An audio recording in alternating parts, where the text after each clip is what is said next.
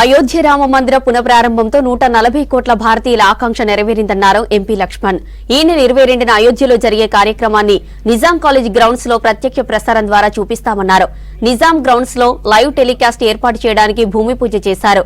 ఎల్లుండి నిర్వహించే ఈ కార్యక్రమంలో రాష్ట్ర గవర్నర్ తమిళిసై, కేంద్ర మంత్రి కిషన్ రెడ్డితో పాటు ప్రముఖులు పాల్గొంటారని తెలిపారు బీజేపీ ఎంపీ లక్ష్మణ్.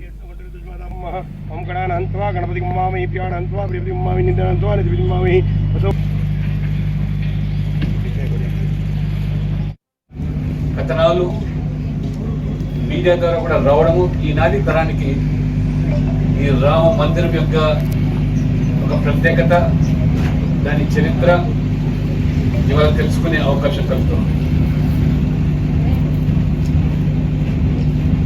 1526లో ఆఫ్ఘాన్కు చెందినటువంటి బాబర్ భారతదేశం మీద దురాక్రమణకు వచ్చి అతని సైన్యులందరూ కూడా బీర్బాకి నేతృత్వంలో అయోధ్య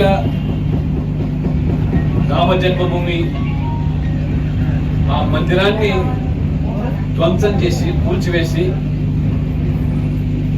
ఏ రకంగా నీలమట్టం చేశారో అది ఒక చరిత్ర. దాన్ని అడ్డుకునేటువంటి ప్రయత్నాలకు అనేక యుద్ధాలు జరిగాయి. అనేక మంది అసంఖ్యాక ప్రాణాలు కూడా కోల్పోయినారు. మొత్తానికి 1885లో ఫైజాబాద్లో కోర్టు పంచాయతీ మొదలైతే 76, 77, 2003 సంవత్సరాలు కూడా తవ్వకాలు జరిగినాయి.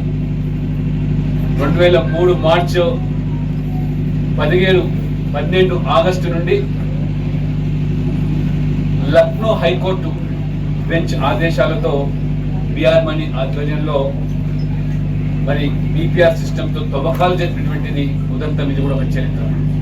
ప్రధానమంత్రి నరేంద్ర మోడీ గారి యొక్క చొరవతో ప్రభుత్వం పెద్ద ఎత్తున అక్కడ సకల సదుపాయాలు కల్పించి ఆ మందిర నిర్మాణంలో కానివ్వండి, బలరాముని యొక్క విగ్రహ ప్రతిష్ఠ విషయంలో కానివ్వండి, మరి ఒక నిష్ఠతో ప్రధానమంత్రి గారు ఈయన ఒక వ్యక్తి కాదు, 140 కోట్ల భారతీయుల ప్రతినిధిగా ఈ పూజలో పాల్గొంటున్నాను.